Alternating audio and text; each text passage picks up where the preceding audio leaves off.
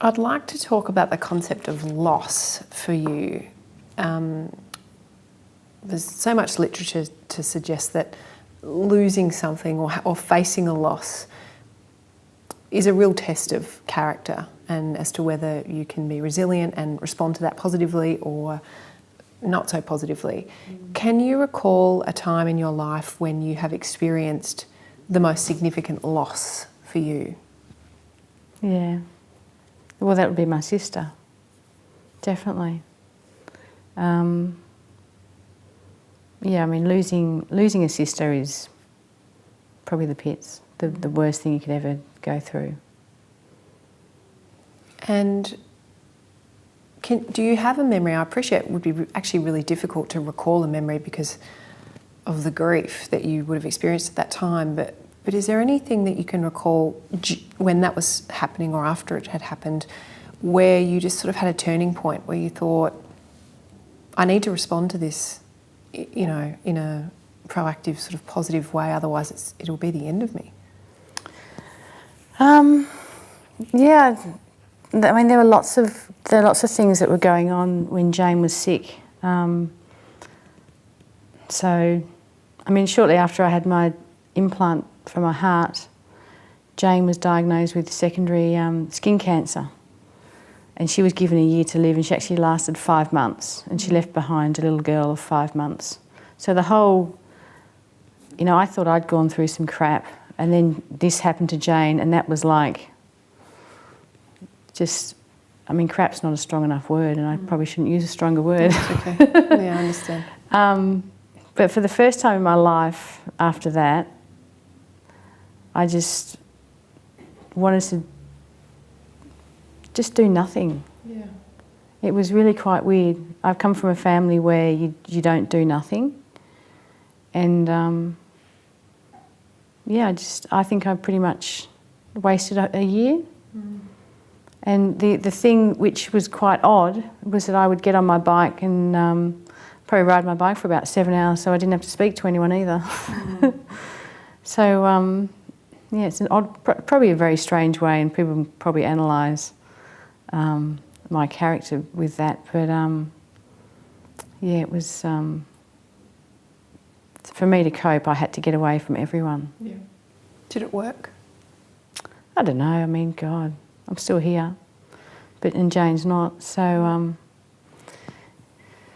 yeah, I don't know.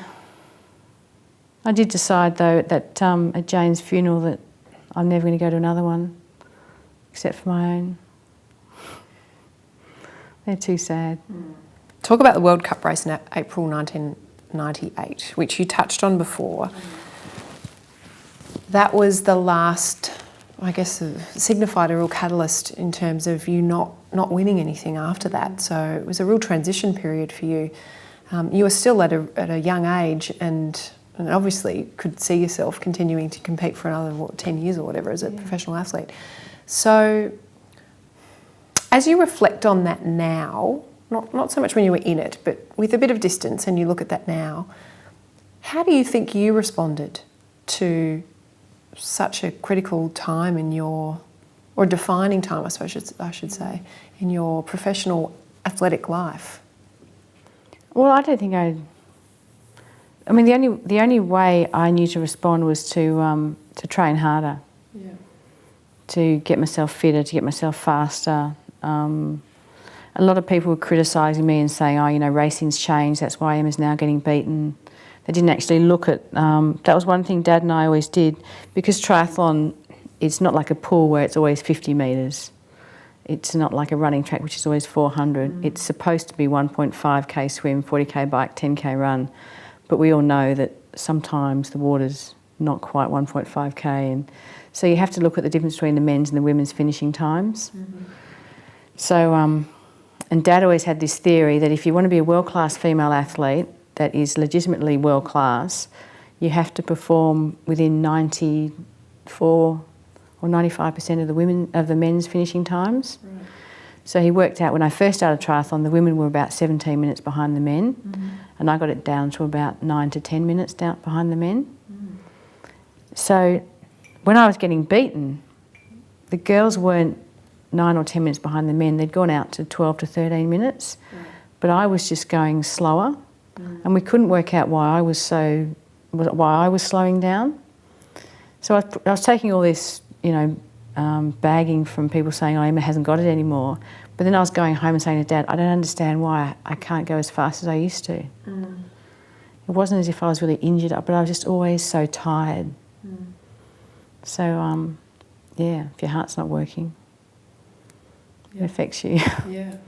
So, I mean, my response was to just train harder and just try and get through it. In terms of nerves, how do you personally manage a performance anxiety, and I guess also how does it manifest in your body? What do you notice about your body when you are nervous? I never really got nervous. Yeah, right. I didn't, because I always believed that I was always getting to the line in good shape. Yep. And I always believed everyone was weaker than me. And I always thought, if someone's going to beat me today or whenever, they're going to have to really, really hurt. And I don't reckon they can hurt that much. And I always, I don't know, before World Champs, sure, you're sort of going through everything, but I would go through I'd know the course inside out, I'd go through everything, I'd have pictured it all. I never saw a sports psych until right at the end of my career. I thought, oh, maybe I should see one. And they were telling me all these things that you should do, but I already did that. Like, I already pictured myself all the way around, and I had all different scenarios in my head and all this kind of stuff. And there were just so many different things that I'd covered that I didn't really get nervous. It was more I needed time before the race to go through everything and make everything clear. Yeah. And I always, the last person I spoke to was always Dad. Yeah. And I'd say, do you think I'll win? And he'd always say, yeah. And so I go, okay, good. Did you believe him? Yeah. Yeah. What if he had have said no? Well, if he'd said no, I would have said, why? Why do you think that? Yeah. Then he would have to explain it, but he just never would have. And quite often, you'd go at the start of the season, you'd be overseas, and there'd be new girls in the field, and I would never ever show. People would say, oh, have you heard such and such did a such and such, a couple of weeks ago? And I'm like, oh, whatever. And I'd always do the whatever, but I'd go back to my room, ring Australia and say, Dad, what about this one? Go through it. And Dad's was already expecting the call, and he'd already worked out problems with her and reasons how I could beat her. And I don't think he was ever filling my head with rubbish, but I never ever came up with something that wasn't unbeatable. What was your collective goal? Like, what were you two really aiming for? Olympic gold. That was really the pinnacle for you? Yeah. Yeah. Multiple, or just one, or what were you thinking? I would have liked to have defended an Olympic gold. I wanted to get at least 5 world champs, and I wanted to win Hawaii a number of times. So, Ironman? Yeah. Yeah. Yeah. So I wanted to I think it was 2 Olympics to get to, and then go long course, go Ironman. Because I think the Ironman would have really suited me. Or I would have suited it. Do you think you'll get there one day? Well, I think my cardiologist will kill me. Yes. I think they'd probably lock me up. It's a bit stressful on the heart.